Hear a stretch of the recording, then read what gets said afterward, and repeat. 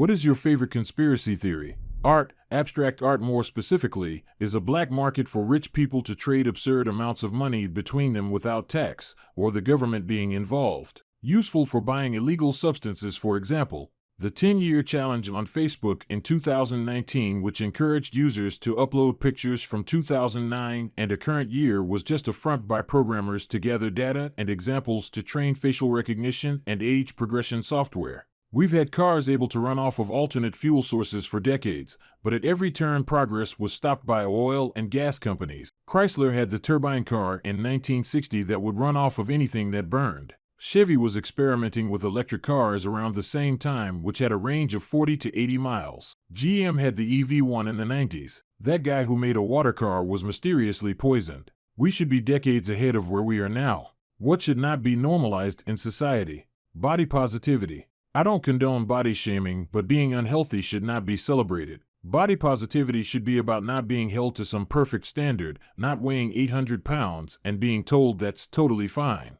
Hustle culture. It's so unhealthy to feel like you're wasting your time if you're not working, or if you don't try to profit off your hobbies. It's starting to feel like we live to work instead of working to live. Pressuring people to have a child. It's not the adult thing to do, not something every adult should do, nor a thing that will fix your problems, marital or otherwise. Sincerely, a child with a dysfunctional family. Asking gay people if they're a top or a bottom. I don't go around asking people I just met about their favorite sex position. Don't people see how inappropriate that is? What is the worst time you lost internet? I remember a hilarious incident that happened to my younger brother. Apparently he was watching porn on the family computer, and suddenly the internet. He panicked and switched off the whole computer. His mom was the next to turn it on, and when she opened the browser and clicked on the restore page button, she was not too thrilled with what the browser presented. That was a rough conversation. I was on a flight to Hawaii, and 60 seconds before we had to turn off our phones, I got an alert that my bank card had been used for a large number of suspicious transactions, and to contact customer service immediately if I suspect fraud. That was a stressful flight. What was the worst thing about being a kid?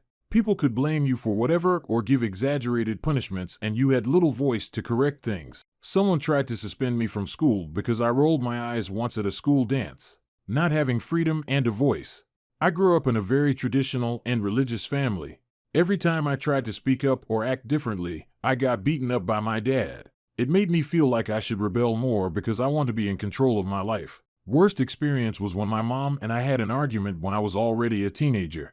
My dad beat me up so bad that my thighs and legs were all purple. My mom just said that I should hide my bruises and lie that I fell from the stairs. It's not just physical pain, but the emotional trauma that has been left with. I've forgiven my parents, but I still can't trust them.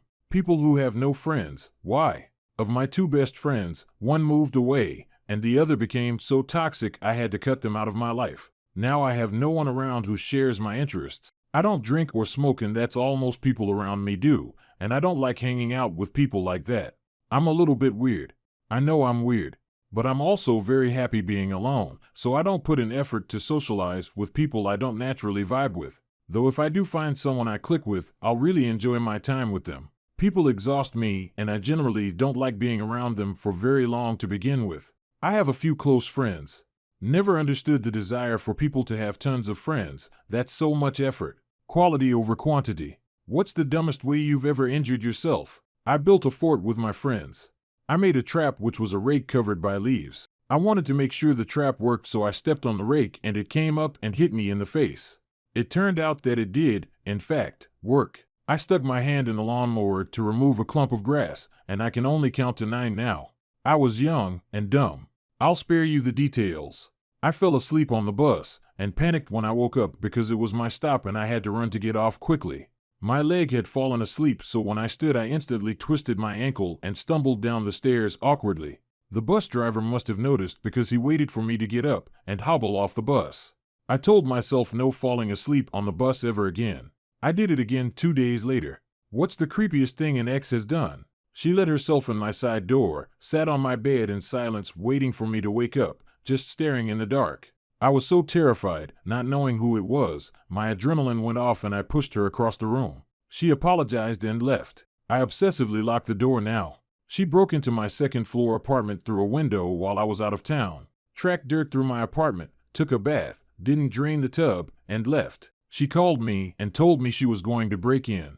I didn't believe her. So weird. Turned my phone off to go see a movie. After, I got a text from my mom asking I was okay. Then all the other texts came in, accusing me of blocking her, hating her, and so on, probably 10 texts, and some messages on other apps. She even emailed my school address and regular address. I called my mom and she told me she had called them worried that I had harmed myself to get information. Almost got the cops called for a welfare check because I watched a movie. I was 20. What's an advantage of living in your country? An often overlooked privilege is the ability to travel anywhere if you have a passport from a richer or more developed country. I didn't realize until much later that many people can't easily visit other places. Being your true self. I'm an international student in America and I felt my personality change when I moved. At home I was the social funny guy who knows everyone. Here, no one knows the references of my jokes, and it's hard to translate some things. I often stick out because I don't understand some of the social cues here, so I don't get along with many people. Now I'm the quiet introverted guy who doesn't have friends. I miss the old me. I live in Finland and we don't have any natural disasters. No hurricanes, earthquakes, volcanoes, tsunamis, tornadoes, mudslides, forest fires, sandstorms, locusts, droughts, or really anything. Sometimes it gets a bit cold, but we can handle that. Melting snow can cause some minor flooding, but nobody ever dies. A Finnish disaster movie mainly involves people noticing that it's past 9 and shops don't sell beer anymore. What is a job that requires a lot of patience? Glassblower. You'll spend weeks on a single project, just have it fall off a handle on the way to the kiln, crack internally at a late stage of work, or just break inexplicably during annealing. You will cut yourself, you will burn yourself. You will get frustrated enough that you'll want to quit weekly. The material almost never wants to do what you want it to, and it is never easy to work with. Oh yeah, also you might explode if you set your workspace up wrong. Fun. Customer service has become an economy of hiring people to sacrifice their own mental health to be forced to be compassionate and empathetic to total strangers so that they can feel good over a business transaction. It's some of the hardest work our society puts on people and is having the largest negative impact on our society as a whole. We really need to stop enabling awful customers, or we are going to have an entire society of miserable people.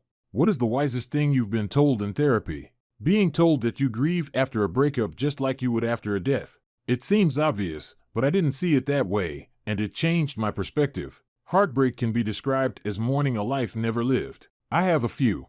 1. Anxiety both overestimates risk and underestimates your ability to cope. 2. Always remember to have compassion for your future self and your choices. 3. If your compassion does not include yourself, it is incomplete. 4. Being anxious is an evolutionary response, and as such you don't need to pathologize everything in your life. Anxiety can be warranted. Your body is just trying to save itself.